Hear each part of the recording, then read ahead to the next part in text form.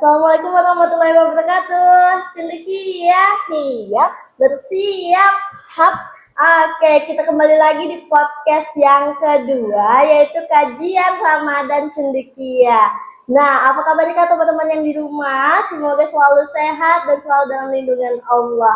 Sudah memasuki episode kedua, berarti sudah di mungkin hari kedua puasa atau minggu kedua puasa ya setelah video ini diupload. Semoga puasanya juga berjalan lancar. Nah, untuk episode hari ini akan membahas sesuatu yang luar biasa, yaitu resolusi Ramadan 2026. Dan tentu saja saya nggak sendirian. Saya di sini ditemani sama ibu yang cantik banget, masya Allah. Assalamualaikum ibu. Waalaikumsalam warahmatullahi wabarakatuh, ibu. Apa kabarnya hari ini? Alhamdulillah luar biasa. Allah Akbar. Yes. Itu jargon andalan kalau lagi masuk di kelas 1. Oke. Lucu banget jargonnya. Nah, mungkin bisa kali perkenalan dulu ke teman-teman yang di rumah, nama ibu gitu. Perkenalkan, nama saya Ernawati. Bisa dipanggil Erna, itu panggilannya. Oke. Jadi ini Bu Erna yang akan menjadi narasumber kita kali ini. Iya, nah, kemarin kan episode sebelumnya kita udah bahas tuh sama Pak Slamet cara menyambut Ramadan dan makna Ramadan. Kalau menurut Ibu Erna nih, makna Ramadan menurut versinya Bu Erna apa tuh? Ramadan menurut saya itu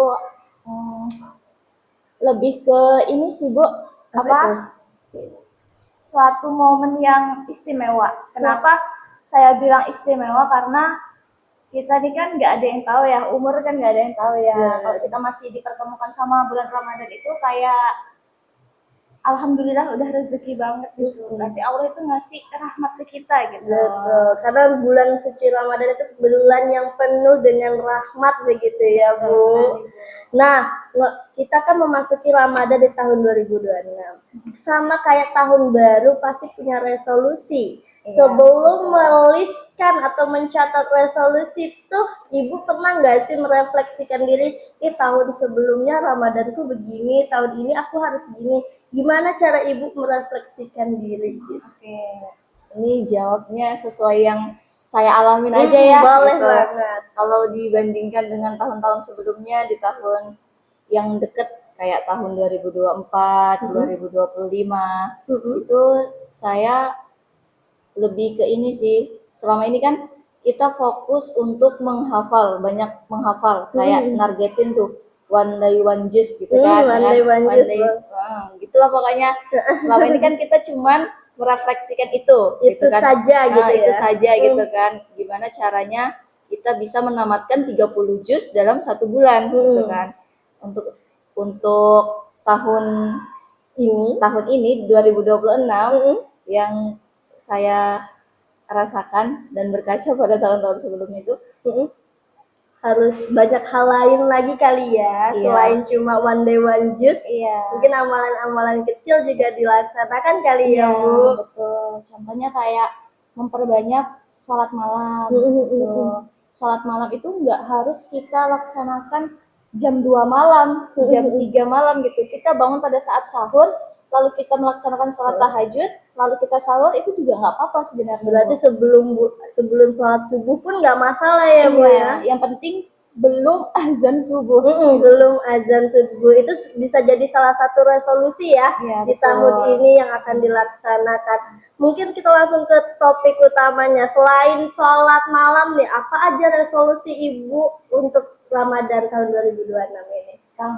Untuk tahun ini 2026 saya ingin mentadaburi Al-Quran. Jadi kita nggak sekedar membaca, melainkan kita tahu artinya. Percuma kita membaca tapi kita nggak tahu apa yang kita baca gitu.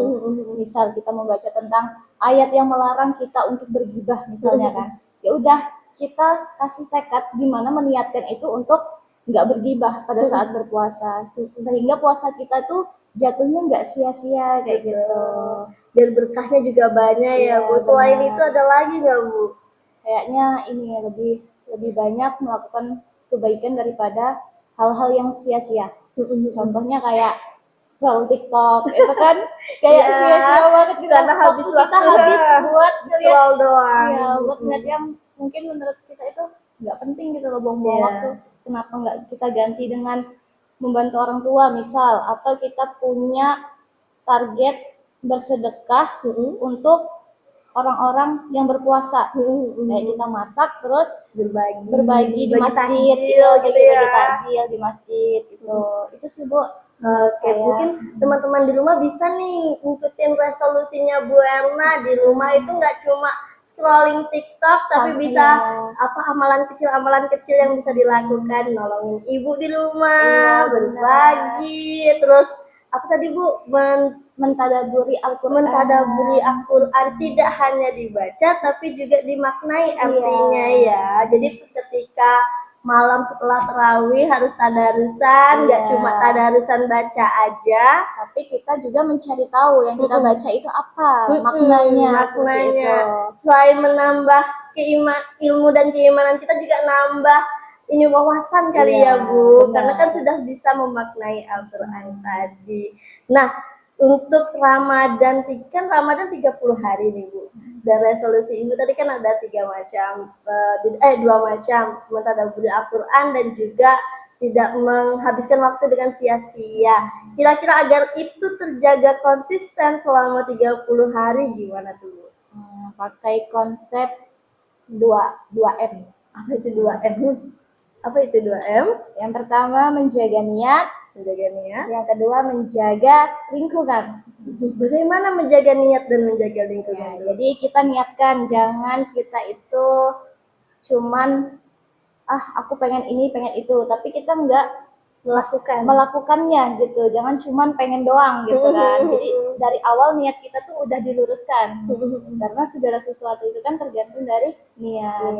Amal niat itu tadi. Lanjut, yang kedua itu menjaga lingkungan. Kenapa? Karena lingkungan itu sangat berpengaruh. Betul, apalagi kalau untuk teman-teman adik-adik, lingkungan pertemanan ya.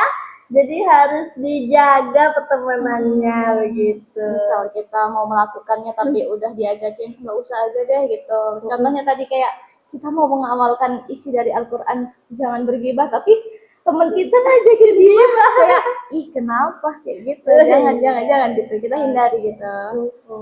Gitu ya, konsistennya ada 2 cara untuk konsisten, yaitu meluruskan niat dan juga menjaga lingkungan. Mungkin sudah di penghujung episode, segitu saja hari ini untuk pembahasan kita kali ini. Terima kasih banyak Bu Erna. Sudah berbagi cerita dan tipsnya untuk teman-teman di rumah. Teman-teman di rumah juga bisa tulis di kolom komentar apa aja resolusi Ramadan kamu di 2020. Kami akhiri dulu. Assalamualaikum warahmatullahi wabarakatuh. Bye.